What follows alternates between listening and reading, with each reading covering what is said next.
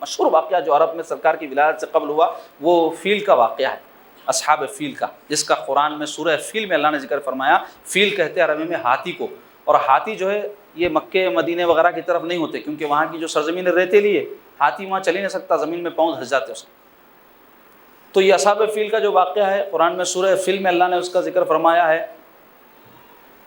واقعہ مشہور یہ ہے کہ ابرہا نام کا جو ہے ایک بادشاہ تھا، شاہ نجاشی کی طرف سے یمن میں، عیسائی تھا عقیدے سے۔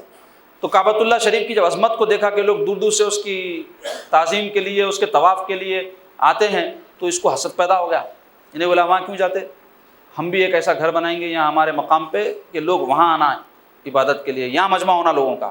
صدیوں سے جاتے تھے نا لوگ، اس کو تکلیف ہو گئی کیونکہ عقیدہ اس کا الگ تھا۔ یہ عرب کے جو لوگ تھے وہ حضرت ابراہیم علیہ السلام کی اولاد تھے، وہ کعبۃ اللہ انہوں بنائے تھے، اور ابتدا میں ان میں توحید تھی، بعد میں شرک داخل ہوا، لیکن پھر بھی کعبے کی تعظیم ان کے دلوں میں تھی، عظمت ان کے دلوں میں تھی۔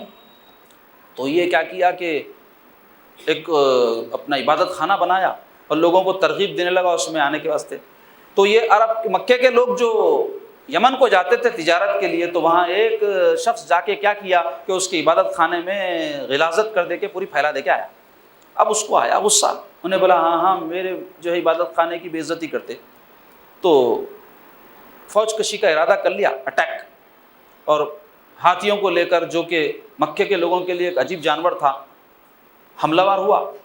مختصر یہ کہ جب قریب آیا تو وہاں پر اللہ تبارک و تعالیٰ ایسے پرندوں کو جو بالکل ناتوان اور کمزور زمین پر ٹھہر بھی نہیں سکتے، جس کو ابابیل کہا جاتا ہے، اس کی ٹکڑیوں کو جدے کی طرف سے بھیجے، جو اپنے ایک ایک پیر میں ایک ایک کنکر اور منہ میں ایک کنکر لا کر ان ہاتھیوں کے اوپر چھوڑے۔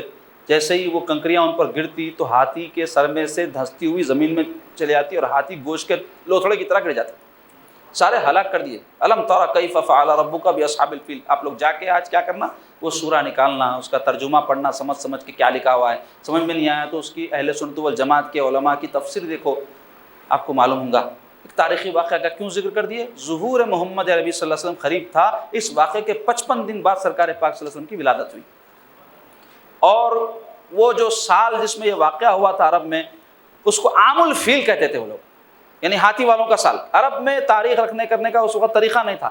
سب سے پہلے جو ہجری سن کے جو ہے مقرر کرنے کا موقع آیا وہ سیدنا عمر رضی اللہ عنہ کے زمانے میں شروع ہوا۔ خود سرکار پاک صلی اللہ علیہ وسلم کی حیات پاک میں بھی یہ تاریخ رکھنے کا طریقہ نہیں تھا۔ سب سے پہلے حضرت عمر نے حضرت سیدنا علی کے مشورے سے یہ تاریخ رکھنے کا سسٹم شروع کیا۔ تو اس زمانے میں وہ لوگ کیسے یاد رکھتے تھے؟ کوئی بڑا واقعہ کسی سال میں ہوگا، ارے وہ فلاں واقعہ ہوا تھا، نہیں وہ سال، ایسا یاد رکھتے۔ تو اسی طرح وہ یہ فیل کا واقعہ ظہور میں آیا تو یہ وہ سال تھا جس میں سرکار پاک صلی اللہ علیہ وسلم کی 55 دن بعد ولادت مبارکہ ہوئی۔